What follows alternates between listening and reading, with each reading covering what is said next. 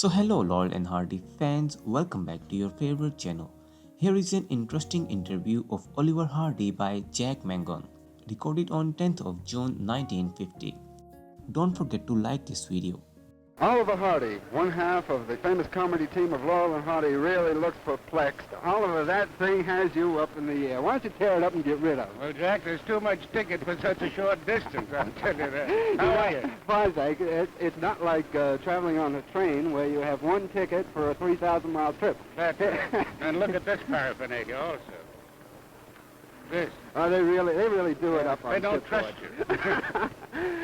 Oliver, we met Stan just a short time ago, a couple of months ago, as a matter of fact, and we found out that you and he were back together again in some of those wonderful pictures. Well, we've never been a project. No, that's true, but you know, a great many of the people out there in the public have thought that you were a part. Well, that's true, because they've gotten us mixed up with other teams, you see. But Stan and I have been together for 23 years, and we're still friends. I think that's a record. That is a record. Not only are you friends, but I noticed, for instance, whenever I spoke to Stan personally in the cabin before and after the interview I did with him, whenever he talks or refers to you, he doesn't call you Oliver or Hardy. Babe. That's right. You're babe to him, and that, I think, typifies your relationship and friendship. Well, it's a funny way that I got the name of Babe. That was years and years ago, and then I had my first shave.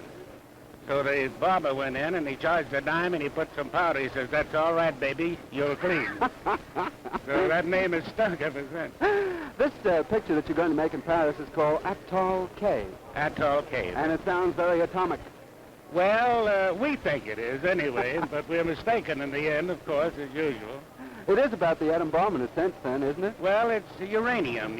We think we've discovered this island with uranium, and the different countries start bidding for our favor to get the island. Eventually, we find out that it isn't uranium.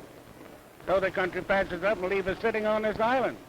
Oliver, before you got into the team of Laurel and Hardy, you were a director out in Hollywood. No, I used to work with an old-time comedian and direct and work with him, Larry Seaman, remember? Back in the era of slapstick. That's right, and then I did some dramatic pictures, and then by accident, Stan and I were thrown together, and it evolved from that. You find just as much interest today in the old-time slapstick material? I think that there is more interest, but there's so little of it done. That's true. I think that people want to laugh now, but they don't have the things to laugh at. That's very, very true. And people nowadays, they want to be connected with the higher type of, we might say, drama. They don't want to be associated with comedy. Yet they like to see it. It's because comedy is difficult to make, you see. And difficult to do, too. You said Have it come off. You've had some wonderful ones. I remember one especially, Flying Deuces. Oh, yeah. I laughed at that and laughed at it and laughed at it. Boy, it really takes something to get my arm around you, but I want to say goodbye to the friends, Oliver. You should have tried my waist. You couldn't have gotten around. No, impossible. We're running out of time out here. I want to thank you for chatting with us today and tell our friends that we come to the end of this edition of Ship's Reporter. Ship's Reporter is produced on film by the National Television Guild and directed by Chick Vincent. Until next time, then, this is Oliver Hardy and Jack Mangan, your Ship's Reporter.